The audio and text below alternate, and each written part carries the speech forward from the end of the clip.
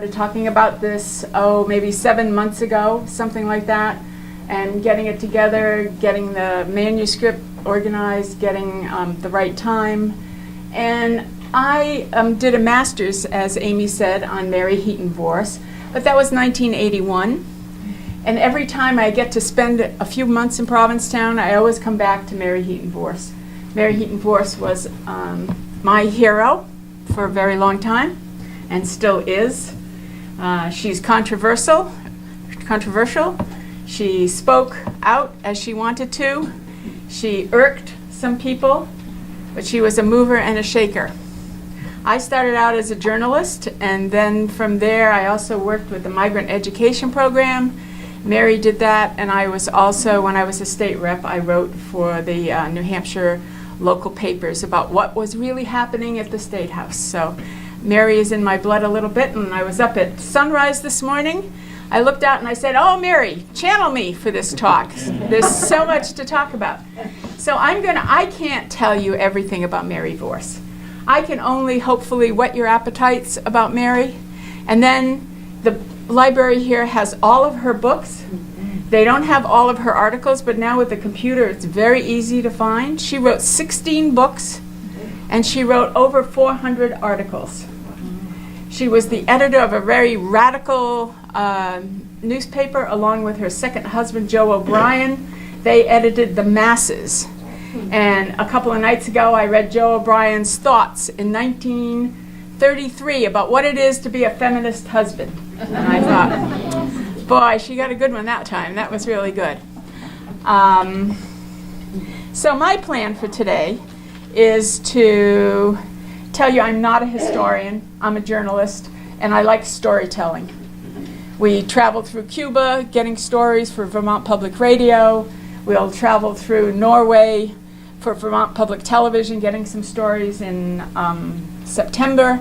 So I like stories. I try very hard to have the dates correct, but I'm not that kind of historian. I'm much more of a storyteller. So I'm going to tell stories about Mary, but I will try my best to keep all the notes together, but my brain is aging. Mary Heaton Vorse's birthday would be June 14th. How close are we to that? She died in 1966 at the age of 92. She was born in 1874 or maybe 1881, depending on who you talk to. She was married twice or maybe 3 times, depending on who you talk to. I was able to talk to Heaton and Joel and her children and get a lot of different stories from different people. Mary was raised down the street from Emily Dickinson. And Mary, Grace Collinson told me, and Mary in her book, that Emily Dickinson's little dog used to run out and bark like hell and then stop and be petted and everything. And Mary remembers more about Emily Dickinson's little dog than Emily Dickinson, but Mary was little. Her mother was remarried to her father. Her mother originally was married to a sort of shipping magnate, and then she married Mary's mother. Mary's mother married Mary's father, and they had an inn in Amherst. And so they were, how do you say it now, intellectually abundant, but the money was scarce. You know, one of those things. We all know about that, right? Yeah. So all kinds of people came to the inn and talked. Lincoln Steffens lived down the street.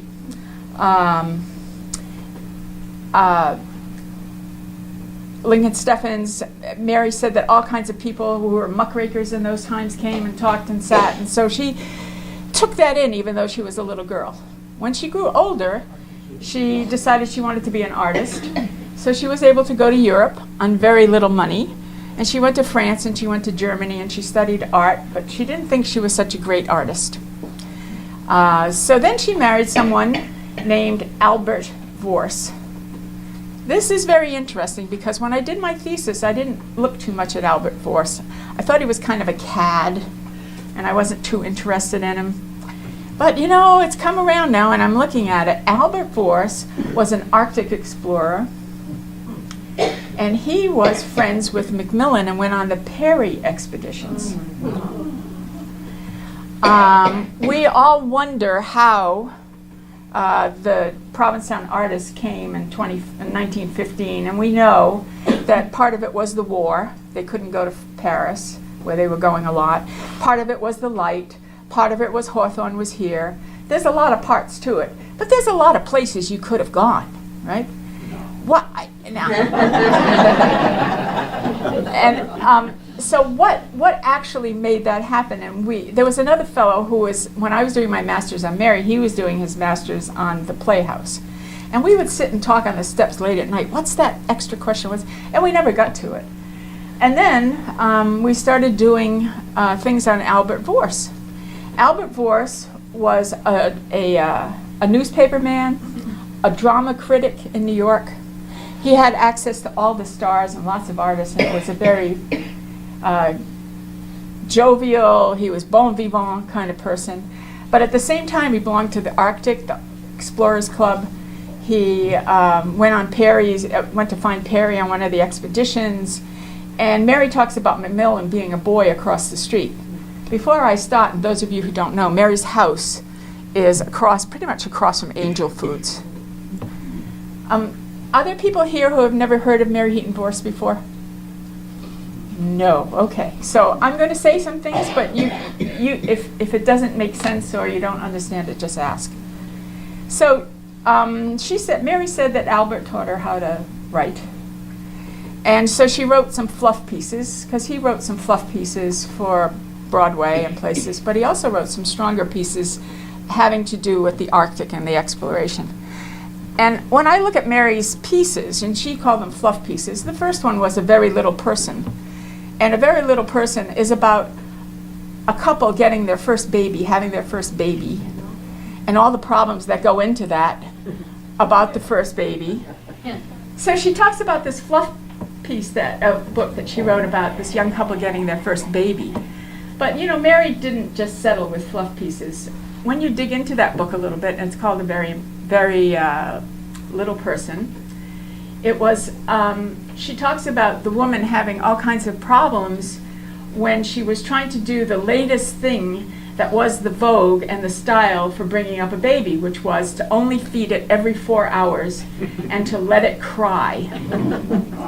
And so she would sneak in and feed the baby when her husband or other people weren't around because she felt so sad for the baby. So Mary, even in a fluff piece, was able to bring about these kinds of things that maybe women and children would talk about. Albert Vorse was a bit of a philanderer, and he died in 1910. They lived at a place called the A Club before he died. They lived at a place called the A Club in New York City. And the newspapers got a hold of that and called it the Anarchist Club. But Mary gives a very easy explanation. There were a whole bunch of people lying around. They were doing, making posters for union marches and union things. And in order to have that place, they had to incorporate. So the city of New York called and said, "What's the name of your club?" They didn't have a name. So somebody said, "Just tell them it's a club." A club. That's how the A Club came to be. Just tell them it's a club. So Mary says that's how it happened. So to give you a little idea about Mary, I'm going to read a few things once in a while, but the end is the most important thing. The end that's the most important thing is Mary's preface to her book, Footnote to Folly. She writes from her heart what she thinks her life was about. We may agree or disagree. When we were looking, we're way many years ahead now, and it's easier to look up and say, well, maybe that wasn't exactly the way we see it now. But I think it's really important to see how her life looked. And so at the end, I'll read the preface of the book, which is only in the manuscript. Parts of it are in the book, but the preface is only in the manuscript that the library is getting. So it's a... So we came back from Europe and went to live at the A Club in the fall of 1906. That was a cooperative housekeeping adventure. A club was in the number 3 Fifth Avenue Countess O'Leary's home, and it housed 18 people. Our name was an accident. The A stood for nothing. We had to incorporate as a club to sign a lease, and when we phoned to find out the name of our club, somebody said, "What's the name of this club?" And they said, "Yeah, just call it a club." That was Howard Brubaker. Those of you who have followed unions and things know about Howard Brubaker, right? Very strong character. So, yeah, Howard is actually the one who said a club. So the papers called it the Anarchist Club. For me, Mary says for her, the A Club was particularly stirring. And I'm trying to give you a feeling of how did you get from Amherst and kind of well-educated to someone who was out fighting all these battles for everybody. So if you're looking for the thread, that's it right now. It was the first time I'd been in a large group of like-minded people who questioned the system under which they lived. And then she talks about some of the A Club members fondly thought of themselves as revolutionists. But we were liberal reformers, Mary said. Members of the A Club were natural New Dealers. And she goes on to say something like, in order to be a socialist or a communist, you have to follow the rules. We couldn't do that. So we weren't socialists or communists.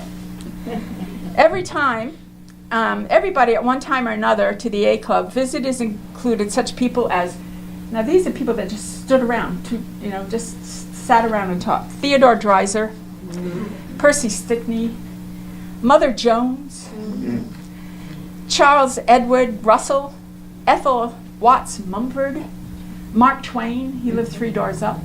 He would come every other day and smoke a cigar, and they'd have all these talks. He lived at number 10, and they were at number 3, so he came a lot. He came in for a smoke on one of his long cigars at least every other day. The editor of a magazine called The Century, the Sloanes, the Prestons, Rose O'Neill, who was one of the first women to speak out about suffrage. We had a great sense of business and activity. But as I look back on it, talk was our principal occupation. Talk, which led to many members eventually joining the Socialist Party, which was the fashion among bright young people in those days. So that's the A Club. So she went from Amherst, where her father had these talks with Steffens and the Muckrakers. She married Heaton Vorse. She married Albert Vorse. She had Heaton. They moved to the A Club. 2 winters after the A Club, in 1908, she went to Europe and North Africa, brought the children with her, and studied the labor movements along with Albert in England, in Germany, and Italy, and became much absorbed in the intricate politics of Morocco. Think about that, you just didn't fly over in those days. That was a big deal, going there and living there and doing all of that, right? So she feels that that's what started her on the Lawrence strike. By the time Lawrence had the strike, which was the biggest strike against the companies that there ever was. Mills, they were getting 60-hour work weeks for women and children that didn't mean 16 and not 5-year-olds. If you were 5, you could work in the mills. The Pacific Mills in Lawrence paid a 12% dividend to their owners. Think of that now, 12%. If we made that now, we're doing pretty good, right? Right. The average worker made less than $7 a week. You got to remember that, too, there was no birth control. You couldn't get any information. You couldn't get any birth control. So there were big families, right? So this is what she talks about. And then she met Joe O'Brien, and that was her second husband. And he was also an investigative reporter. He had worked on different newspapers before. And he said, "Mary, you're just writing these fluff pieces. So if you want to really be a reporter, you have to go to Lawrence, Massachusetts, and you have to see what's going on there with the people." So I'll read this short thing to you. Things I saw in Lawrence, and this is, all these things are out of Footnote to Folly, and the library has several copies of that. things I saw in Lawrence aroused in me an indignation whose fire has never gone out. For some years before 1912, I had become more and more preoccupied with the conditions under which the work of this country was done. So while Lawrence, for me, a definite turning point was a logical development. Before Lawrence, I had known a good deal about labor, but I had not felt about it. I had not gotten angry. In Lawrence, I got angry. I wanted to do something about it. So they said, the company said, we'll give you a little less pay because you're striking, and we'll cut the employees. So you'll work harder and you'll make less. So they cut it by what amounts to 3 loaves of bread a week. And these families were living on broth and bread. Yeah. So 3 loaves of bread was a huge amount of money. So Mary says in her head, I could not be an organizer or a labor leader. I was too impatient for results for possibly perfect society. I could do one thing. I could write. I could try to make other people see what I had seen, feel what I had felt. I wanted to make others as angry as I was. I wanted to see the wages go up and the baby deaths go down. They were telling me, someone was telling me the other day who's knows the striking very well, and he said the average age of a woman in the mills was 26. She died at 26, death rate. Babies, 25% of the babies were dying in the cities and around. There must be thousands like myself who were not indifferent, but only ignorant. I went away from Lawrence with a resolve that I would write about these things. I believed then that if enough people saw what I had seen, they would get so angry that conditions such as those in Lawrence could not exist for the very force of public opinion. And when I tell you these things, I'm going to skip through some of the things that were important to her. Try to think of what's happening today. I mean, think about Bernie Sanders, the whole thing about the unfairness of making hundreds of times more when you're the head of a company and people are barely making it by. So think about things that are going on right now.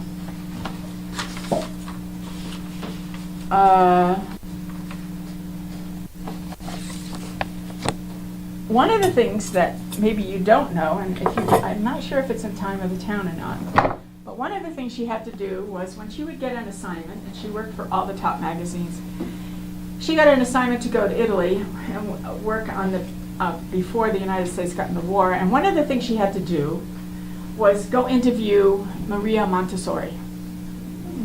She didn't really want to do that, but she had to. And she ended up writing a series of stories about that. And she complains, well, when your editor is paying you, you have to do what they say to do. But that changed a lot for her. So this is a little bit about Maria Montessori. So this is 1913. So I told you that she had been in Morocco. It was like changing centuries to go from Morocco to Rome. In Rome, indeed, we're really living in the future. For no doubt a time will arrive when much of Madame Montessori's method of child training will be the foundation of infant education. Basing her method on Pestalozzi's work, Madame Montessori had applied to normal children her discoveries on how to teach what we would now call children of PTSD, which is they wouldn't speak. They'd been through war. They'd been through horrible things. They wouldn't speak. They didn't want to be touched. They were cut off. So Maria decided that the way to reach them was through not touching them, talking to them, letting them feel things themselves. Their feeling senses were still there. And so that's how she based her new thing on Maria Montessori. And my daughter went to Montessori. The original Montessori was that. You didn't hug them, you didn't do all that kind of stuff. And then there's modified Montessori now where you can hug them and all this stuff. But Maria Montessori started it because of the PTSD that kids had in Italy. The fact that the sense of touch is more important to a very small child than even sight had led to the elaborate system of training the senses in precision and in judgment. The Montessori system was designed to make a child independent and accurate. If the imaginative side of a child was somewhat neglected, the results of this method were amazing, the most spectacular being the phenomenon of bursting into writing. They couldn't write it all, and all of a sudden they would burst into writing. The Woman's Home Companion had sent me to Rome and to do a series of articles. And that's when she says, well, you know, I didn't really want to do it, but I'm here and I'm doing it. And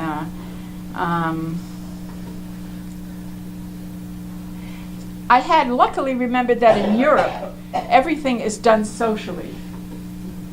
So I was provided with letters to the Marchesa, a great friend of the Queen Mother, who was especially interested in the Montessori method. I presented my letters and was at once taken into the presence, and she's got a capital P on that, and was given every facility for both seeing private and public schools, and also schools in which the doctoressa was making experiments with older children. She was a stout woman with a powerful personality, temperamental and capricious. Partly in self-discipline against the curious, and partly because she had the temperament of a prima donna, she was surrounding herself with lots of precautions. It was hard to get to her. She was already legendary. Her pupils, who were overwhelmingly American after the Italian children that she worked with, treated her as though she were some sort of oracle. They had an attitude toward her as though she were touched with divinity. While she was nothing of a charlatan, there was surrounding her an atmosphere of a petty court with favorites and jealousies, and she was a great woman who enjoyed power and who made an important contribution to education. Here, while she was interviewing Maria Montessori, she met Margaret Newberg, who started the Walden School in New York, who was studying with Maria Montessori.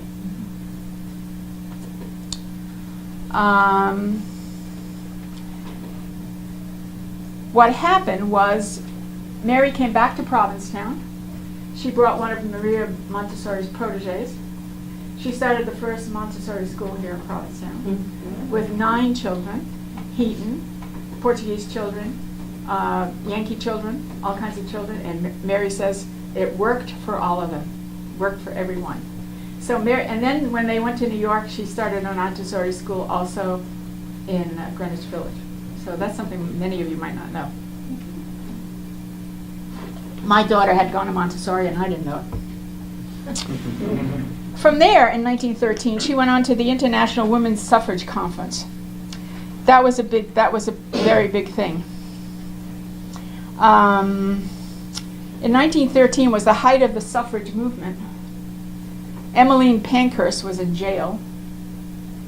A young girl, Emmeline Davidson, had been killed running out in front of horses before the king and queen to make a protest. You're nodding your head, you know these things, right? New countries were forming suffrage groups. Women from the West had made journeys through the Eastern countries and got in touch with small and isolated feminist groups. So it was actually the first, it was 1913, and it was the first convention for women for suffrage. People that were there were Jane Addams, just the whole, Crystal Eastman, Charlotte Perkins Gilman, all kinds of people, Mary Cat Chapman, all these people became friends with Mary. In those days, rights for women, the right to study in universities, the right to enter a profession, the right of suffrage was no settled question.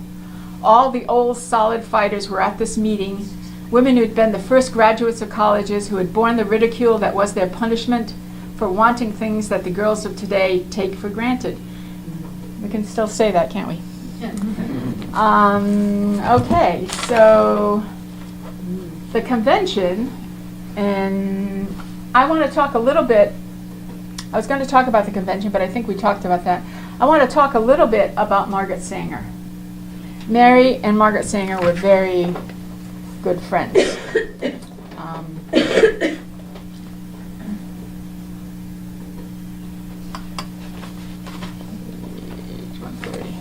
Margaret Sanger, for those of you who may not be familiar with Margaret Sanger, fought very hard for reproductive rights. And I ask you to think back about 3 weeks ago when our illustrious president said that there will be no federal funding if we get any, if we give out any information about reproductive rights. Not talking about abortion, we're just talking about reproductive rights. So federal funding will be cut for that. And so we're talking about it right now. Margaret Sanger, let's see. And this is another feel for Mary. She had her children. Her children were really important to her. At that time, she had Joe O'Brien, who was a husband who was also very important. When she went to the women's rights suffrage thing, he said, Mary, you have to go, you have to cover this. So it wasn't just an airplane flight like we would take now. It was a voyage. It was a long time, and Mary didn't want to leave the kids. And Joe said, but when Joe had gone, it was a tough time. A vital force had gone out of my life. I scarcely had energy to live. During that winter, I rarely went out of the house. This is in Provincetown. All 3 children had whooping cough. Little Joe had double mastoiditis, pneumonia. There was no question of my taking an active part in the labor movement. It seemed impossible to go without Joe, her husband, as we two had worked together and had together changed the direction of our lives. So what happened in Lawrence, I think I neglected to tell you that, is that they took the children away from the protesters. They put them on trains and they sent them off to New York, Philadelphia. Most of the kids got brought back again and were on, and most of the kids found people who would take care of them, other union members out there. Some of the kids never got reunited. What year was it? 1912. She was living in Provincetown then? Yeah. She was here? Yeah, she was here. I had the entire household to support. People would ask me to write some of those humorous children's stories, and I, with my 6 children and little Joe close to death, that was the son, would somehow manage to write them. So I'm going to tell you a story having nothing to do with the book. So Mary had someone helping her take care of the kids. She would write in the morning to make money for the family. She would go in the afternoon to help her causes. And so she was trying to write when her husband had died. She had the 3 kids. The kids were sick. And she was upstairs in her house, and she was typing, and she had, that blue carbon paper, and she was crying. And it kept running. The work kept running, and she kept doing it, and it kept running, and she was doing it, and it kept running. Finally, she got it together to do it. She got the story. I think it was from McClure's. She got it out. She came downstairs. She sat in the chair. Next to the chair was a basket with some darning. She picked up the darning needle and a sock, and the woman who was helping her with the kids went over afterwards, and patted her on the knee and said, "Now, Mrs. Vorse, don't you feel well now that you're doing some work?"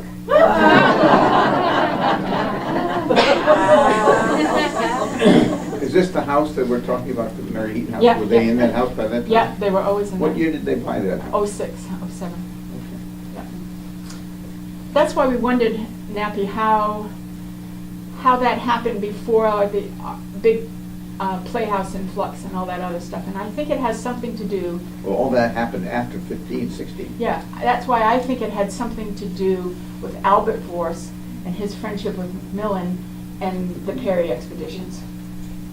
I think that brought, I don't have, Joe and I have done a lot of work on this, but I can't prove it except circumstances.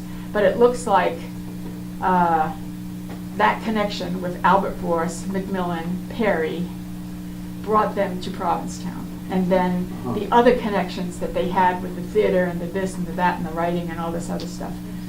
Along with the war, where you couldn't go to Europe anymore, and the light and the artists brought the group here. That's my conjecture. So Margaret Sanger had returned from England, and her little girl had died, and her health had suffered, and she faced a jail sentence. And I helped her to get a committee of women together. We called ourselves the Women's Emergency Committee, and we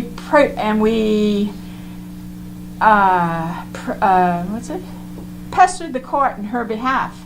The prosecuting attorney, Harold Contant, replied, that if she would cease her activities, this is Sanger, leniency would be extended to her. And Mary says, this, of course, she indignantly refused.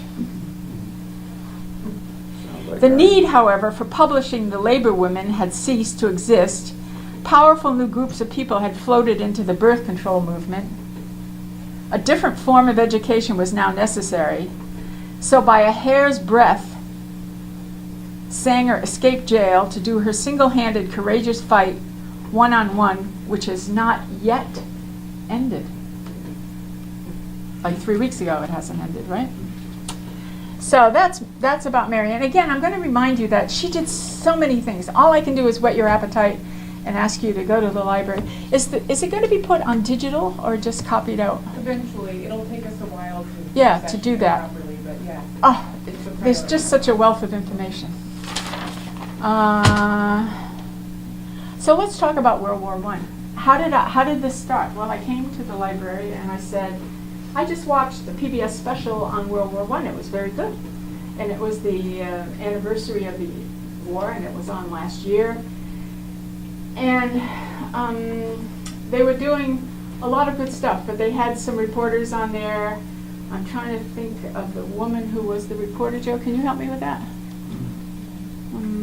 It'll come to me. I'm sorry. And they kept quoting her, and she did these fluff pieces about flowers and the flowers in the field and this and that. And I'm sitting there and I'm like bubbling up, like, how come they don't mention Mary Heaton Vorse? She was there with the trench children. She was there with the soldiers. She was there with the starving people. And so I got all excited. So I came to the library and I said, I got this book and we have to talk about this because we can't let this go. We got to talk about this. So the library does have a copy of the World War I, and it's really done very well. The thing that's not good about it is that Mary's not mentioned in it. So we have to make sure.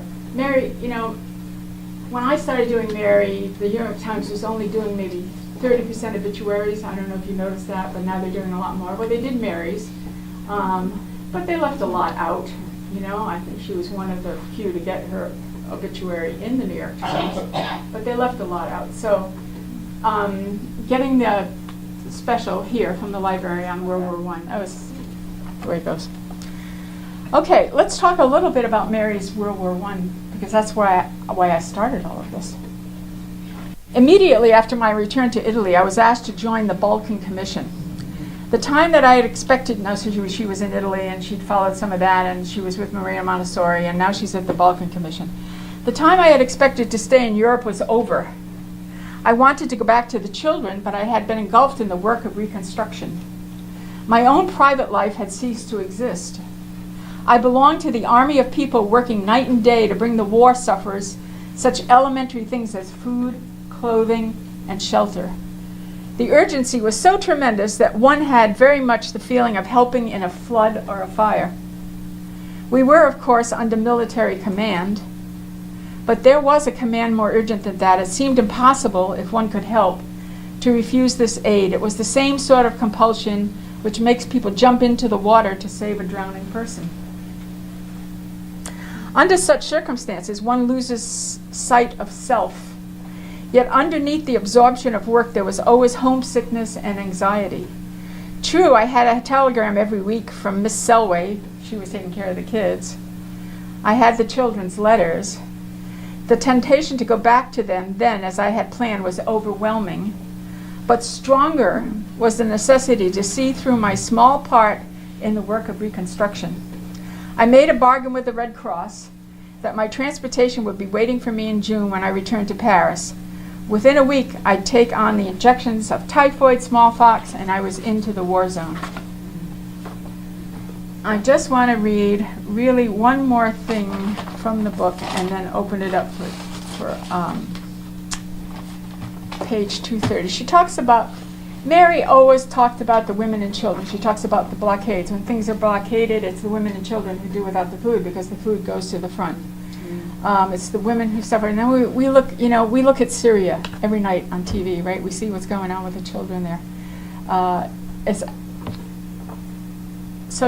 Just to give you an idea of her writing and how personal she could be at the same time reporting the very The air smelled of wet clothes, of garlic, of packages of food. The engine puffed up at last. Some of the soldiers climbed into the train, and we still waited. A ragged boy I'd seen in town stood on the platform looking out over the railway track. He was 12 or 13. His grotesque rags had been men's clothes. On his head was a battered cap.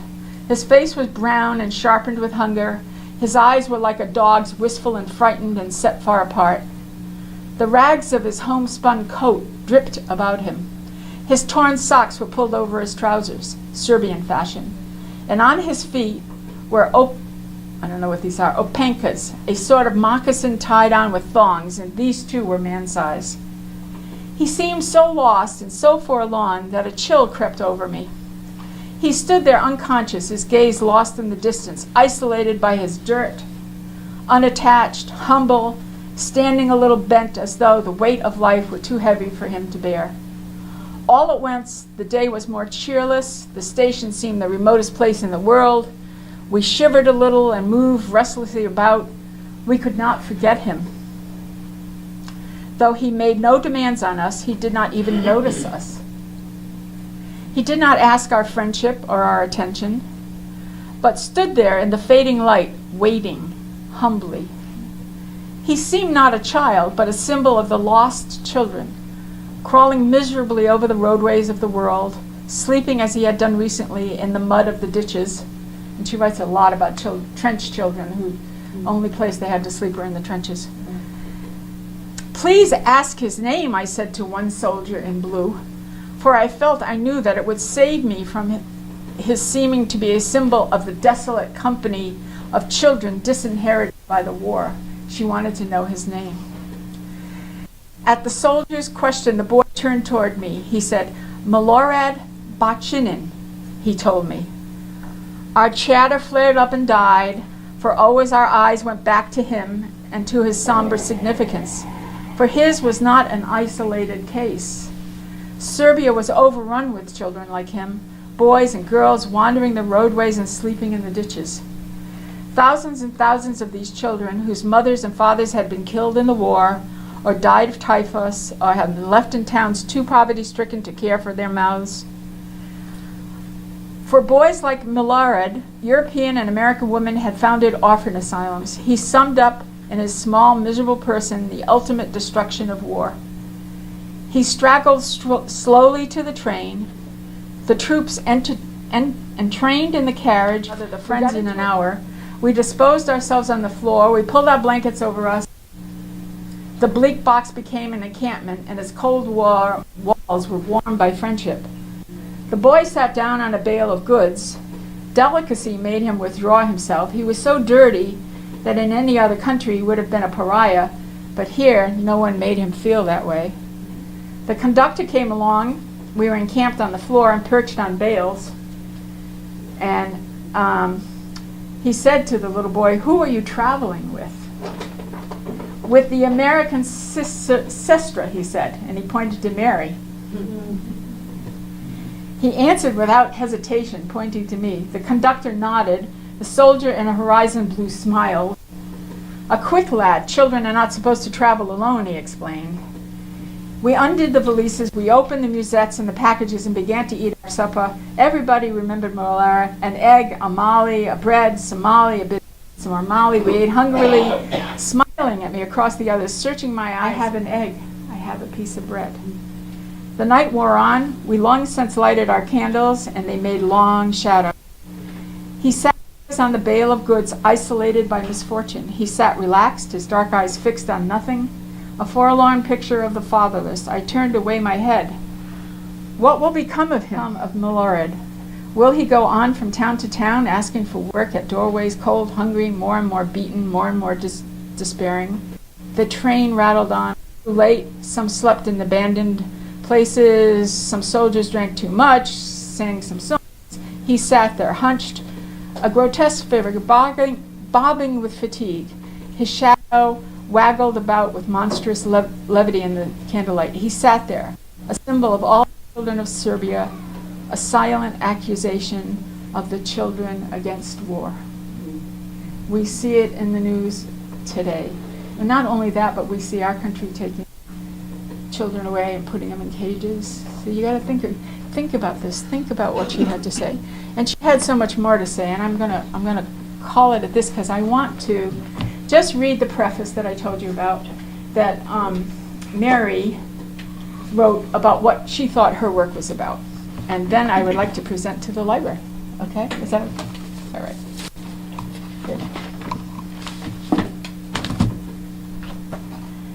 This was the preface in the front of the manuscript that we're giving to the library. It's not in the book itself. Parts of it are, but not the way she wrote it, and it's a little changed. As a rough draft in the book was almost finished, I made this discovery, says Mary. My book, in its essence, is about children. As the main interest in my life had been children, my own and other people's, before writing this footnote to history, which is what it was called first, instead of footnote to folly, I would have said that my work fell into two parts: books about children and books about labor. I go through the accumulated records of these years only to find that most of my vivid pictures are of the children that I encountered in steel towns, in mining camps. She did a lot of work for the Milk Brigade and tenements in New York City. She was, when she went to the Women's Peace Movement, she represented 150,000 women there. She worked with doctors.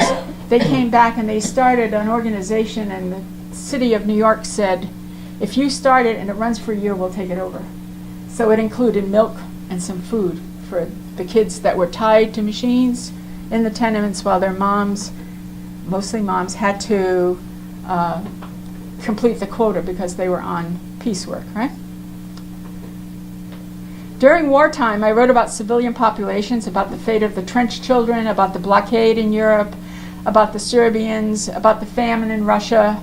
The thread of children ran through my book, Men in Steel. Everywhere were children. Men in Steel was a union book. Slovak children, fair-haired and blue-eyed, wide-faced Hungarian children, gypsy children. Then I knew that the chief product of Braddock, which was one of the labor towns, and its sister towns was not steel. Their principal product is children. Generation after generation of children born where no green things grow. Hundreds and thousands of children playing in the refuse of forsaken brick courtyards or along the streets. You know, picture Dickens kind of thing. Generations of children reared under the somber magnificence of clouds of smoke which blanket and obscure the sun.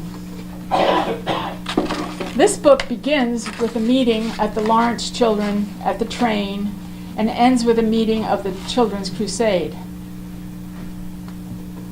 My book is a record of a woman who in her early life got angry because children died. Yet the rough draft of this book was almost finished before I realized that while I taught, I was writing about the labor movement, about imperialism, about the war, about the time I was in. All the time, like any other artist, I was really writing about myself and my thoughts about the children. For when you come down to it, that is what the labor movement is about. It's about children and it's about homes.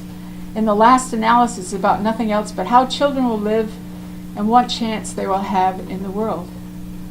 How often I've heard workers say, we workers cannot leave our children. I've heard women everywhere that the coal miners' wives and the wives of steel workers, Ella Mae Wiggins, the songwriter and maker of Gastonia, who said just before she was killed, a few days before, I've seen workers give up their liberty and even their lives to leave a union to the children with whom they love.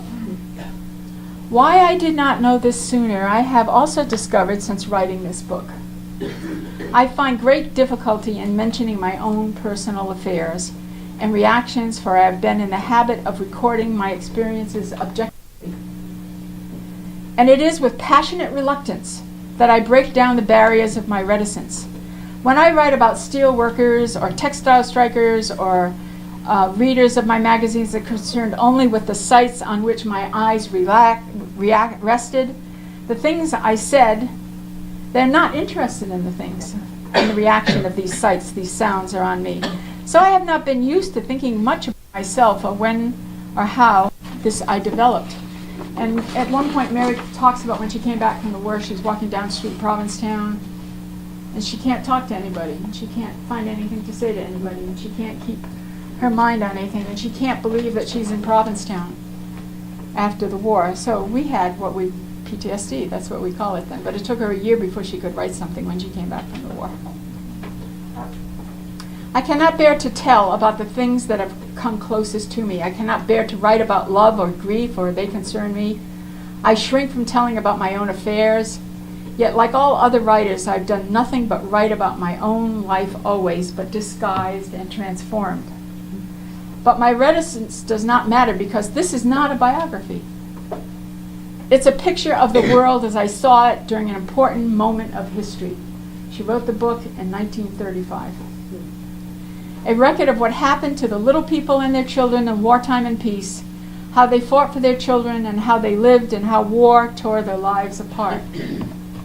Though as I reread my record and realize that we still settle our industrial disputes with terror, that in spite of the fact that we came near wrecking the fabric of our civilization by war, we are rushing headlong towards another war. Remember, this is 1935. I feel that the title of this book should have been not a footnote to history, but a footnote to human folly.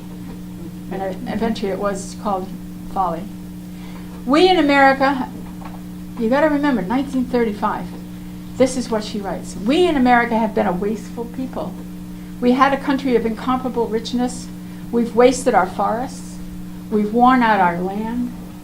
We've choked our streams, squandered our coal and oil, but more than anything else, we've laid waste to human material, our greatest wealth of all. Europe poured upon us the treasure of her most adventurous, vital people. They came here with their eyes shining with hope. What befell some of them and their children I describe in the pages of this book. My plea is for more light. Look at your country. Find out what happened to its children. Why are they wandering the roadways? Do we, whose children are safe at home instead of strolling the world, have no responsibility? And just a couple more paragraphs. Let us look carefully at the system which caused the misery of countless children, only to send them later to the slaughter of war. Let us weigh it and examine it. Let us not fear to look at its inequalities, its heights, and its depths. I believe that we, all of us, you and I, are personally responsible for children dying because their mothers couldn't feed them. That we are responsible for the little children of migratory agriculture workers who spend their childhood in oil. In the 50s, she did a lot of expose of migrant, along with Edward R. Murrow. And this is a conclusion. This is not part of the preface. This is a part of her conclusion. We still have a chance. The philosophy of hate, of religious and racial intolerance, with a passionate urge towards war, is loose in the world. It's the enemy of all fruitful and spiritual sides of life. It is our responsibility as individuals and organizations to resist. It just blows my mind, I gotta tell you. I just think she's so fantastic, and I appreciate your attention. I hope I didn't bore you with too many things to read. I, was up this morning and trying to make sure I didn't go over too far, which was just about right now. The things I want, first of all, if, I don't know, I'll start where you want to start, or maybe you want to mingle it together. If you have a story about Mary, I would love to hear it. If you have ideas about Mary's calling us to do something, if the children that they're doing right now to the immigrants, they're sending us the brightest, they're sending us the dreamers, and we're sending them back. The war, we live at the ice house, and the water is coming up. It's never been so high. You're lucky to be in the ice house. We are lucky to be in the ice house, but I'll tell you. It doesn't float. It used to come over the wall once in a while, but now it comes over the wall almost every high tide. But you can keep going on. Yeah. So we have, yes, please. I have a question. I hope I have an answer. I've heard that another reason why she got a lot of people coming here, writers and artists, is because of the influenza that was happening. That's right. And everybody was so crunched in Paris. That's right. And crunched in Greenwich Village. You're absolutely right. That is part of it. And I failed to mention that. You're absolutely right. Yep. But there was a big influenza in town, too. A lot of people died here. I know the UU Yeah. had a lot of people Yeah. downstairs who were. Maybe somebody from here knows a little bit more about how many, about hundreds of people died in Provincetown too. But I think that was part of it for sure, because the pandemic in Europe was huge. Yeah, you're absolutely right. Yep. Heaton told me when they were going over to Morocco. Can you speak up, Dylan? Maybe you could stand up. You're not shy, Cal. I'll just stand behind this pole and talk.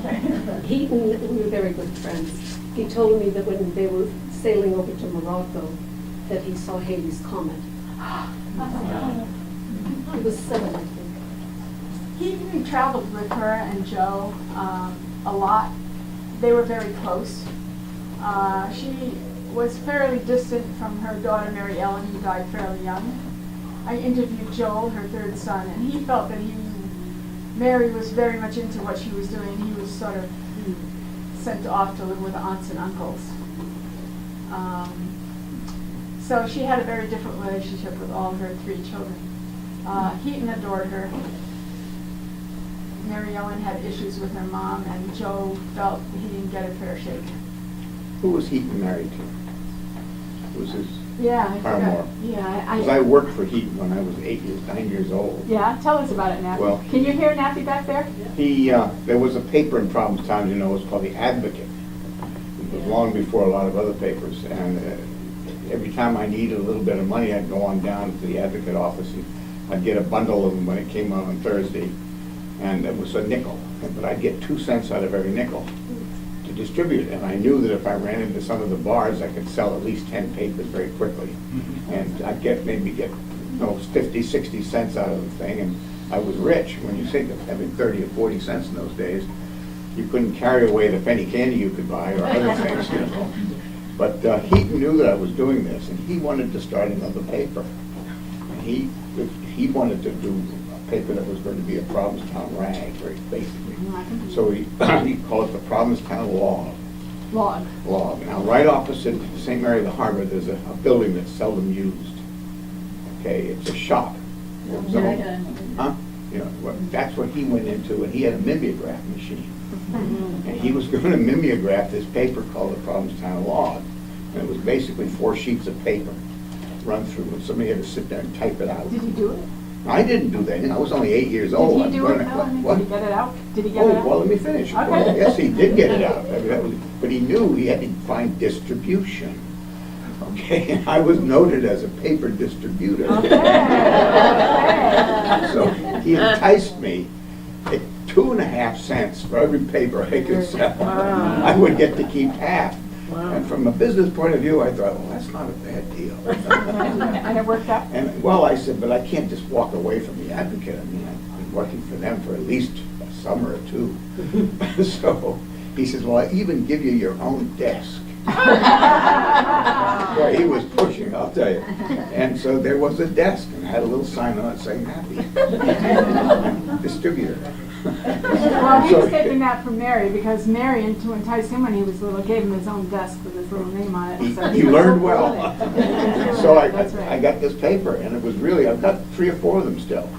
They're quite interesting to Oh, read, I but would they're love filled to with see that. dirt. And it's everybody who was living with everybody, who was drinking with everybody, because he was a pretty good drinker. And I would sit there while he'd crank the, don't forget the mimeograph machine here to do this. Didn't they call themselves the Lewd and Stewed? That group? I don't remember that They broke name. off. I just, I I think they think it did. was above my thinking to think of those words at They that broke off stage with the in my Playhouse life. and they called themselves But the idea of I would go out and I Stewed. would have maybe 30 or 40 of these papers, and I would go to the bars. And once it came out, a lot of people wanted a copy because they might be in it. So that, but I knew Mary because I would go by her house and see her, but she was just one of the many people who lived on the street. Yeah. But one of the things that a lot of us as kids in that time, this would be, say, latter 30s, beginning of the 40s, we played in that yard. It was one of the most wonderful yards to play in. First, it was the biggest yard anybody had in Provincetown. It had a big tree, and that tree was quite an attraction, not only for us as kids, but for artists, because as a collector of early Provincetown art, there were 2 things every artist painted at least once in this town, and some many times. It was Mary Heaton's house with that big tree right smack in front of it. And that was it, and was there until 1944 when the hurricane blew it down. And then it became an even greater thing to play on. You could even crawl all over it. Yeah, it was quite something. Yeah. You know, Mary writes in some, I don't remember which book now, but how much she loved having the children in the yard and hearing the children play and laugh. And so you were part of it, huh?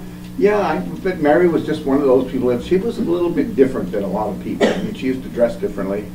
She looked rather severe because, well, by that time she was probably at least in her 60s. Not that that's old today, but in those days, somebody 60 years old was, oh, they were up there. But, and she was kind of bossy. You did what you were told. She knew the world the way she wanted it to be. And, but the last story I'll tell that I can think about was in about 1963.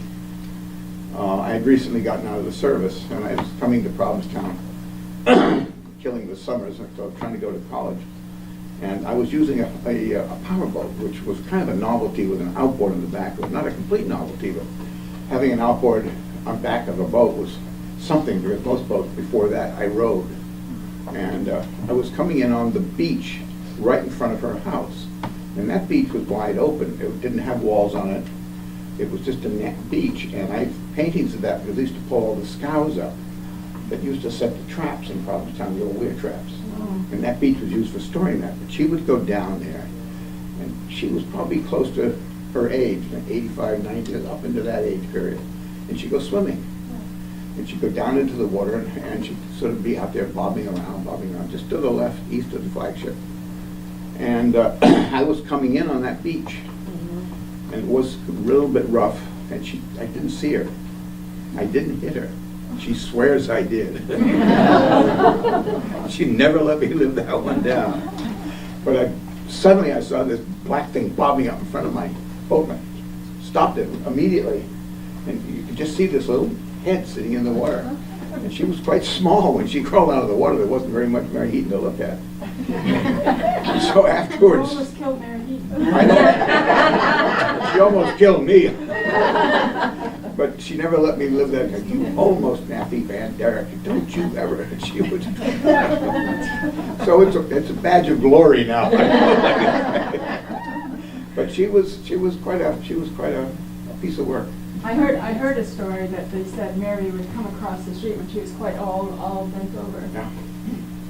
She'd have her towel around her, and she'd get across the street, and she'd very carefully put the towel down, and very carefully, slowly arrange everything, and then swim to Boston. Oh. But it was a tough little beach right in there because there were rocks, these little rock jetties that were out there. And that's what I was trying to avoid, so my eye was not running into the rock jetties. Little did I realize it was a bigger jetty. So I'm the guy that almost ran over Mary Heaton. That's a good story. When I was doing work on Captain Jack's Wharf, remember I was doing some history about Captain Jack? Oh yeah, sure. You told me you were conceived on it. I get nothing Well, but great stories. that was one of my mother's better stories. Yeah. Heaton also wrote a poem called South Wind, which means hot air to him. And I've had a column for 35 years here, Kelly's Corner, and there is a story on Mary Heaton Vorse. Oh, So okay. you can Do go have that? on Provincetown, archives, Okay. history project, Okay. and Kelly's Corner. Okay. You can find it. Another story that Was that in the Banner or the Advocate? it started in In the the Advocate. Advocate, and then it went to the magazine. Right. Another story about Heaton. One day, he came up my stairs, there's 3 flights. When they're Heaton is lifting that Mary's house, oldest son, right? yeah, when they're lifting that house, he came up the 3 flights of stairs and he had an LP under his arm, and he sat down very quietly and he asked me, could I put his eye? And I did, I put it on, and I came back to the table, and he just told me that Mary Ellen was killed in an accident, a car Oh. accident. He's been pulled off to me. That was good. Very good. I forgot to tell you one little story. I want to present this to the library. I got this manuscript when I was interviewing people for my master's thesis in 1980, 81. And I went to Grace Collinson. You all know Grace, remember Grace? Oh, yes, Grace I do. Collinson. And Grace had this manuscript, and she gave it to me. And Grace told me, and she was like sort of a resident, self-appointed historian. I learned a lot from Grace, and I also learned stories. Nappy probably right. She was my school teacher in the 4th, 5th grade. Okay, and she was a Heaton school teacher too, and stuff, yeah. And she said to me someone had found it in the dump and gave it to her because they didn't know what to do with it. So aren't we lucky that we have it in the library, can have it, and they're going to make copies of it for you. One of the things I have learned by even collecting the art, and not only having lived here, but collecting the art has refreshed my memory tremendously, because I would get pictures of things that I wasn't quite sure of, so I did a lot of research on who owned it, where it came from. Was when you go back and look at Provincetown, even from 1880s and 90s, it was an astonishing place. It truly was. It attracted people. Then you wondered, people said, well, why there? I said, well, it's the end. And somehow going to the end was very attractive. But World War I really did drive them out of there. And so many people came here with such talent and so many We haven't things. even mentioned the Playhouse, and you know. It's amazing what this town produced into the world in 1916 and up through the first 20 years after that. The amount of artists that were produced, and the amount of paintings that were done here, the amount of talented books that were written, novels that were written. Woods Hole even began out of people who started in this town and started up Woods Hole. I mean, this town was full, and the town was full of Russians, and there were guys whose names were, you know, Katsiev, and he was a very well-known artist. You could just keep going through group after group of people that piled into this town. And in the middle of it all the Portuguese down there on the end of that pier down there. That was magic to go down that pier. If you haven't had a chance to see the movie Reds, it's on CD, and you can catch a lot of it. I want to let our discussion keep going, but I'd like to present to the library. Is that okay? And then I'm happy to stay as long as you want to tell stories. That's great. And Joe, would you come up, please? Joe has been my researcher, my supporter, my everything. Stenographer. I just wanted to say thank you, and that Sandy gave such a great historical context for us and then made it really relevant for today. So more light and resist is what I got out of it. So really grateful to have you. It's so great for all of you to come on a sunny Saturday. So I'm going to be careful, but it's in 3 parts, and this is the front. So it's pretty old, and they're going to take it and put it by Frank Shea, who spent a lot of time here in town. And so this will go in our archive. What is this manuscript exactly? Footnote to it was called Footnote to History. It's Footnote to Folly. It's Mary's book. Mary wrote 16 books. It's the one I've been quoting from. Yep, no, I do. I just was curious what it specifically. It's the original manuscript, which at the time was entitled Footnote to History. What did you say about Frank Shea? In regard to that? Oh, he was in town. He's the one who published it. Was that literary agent? Frank Shea, literary agent. Was it found in the swap shop or like amongst trash or what? How Grace got it? Yeah. It was in the dump.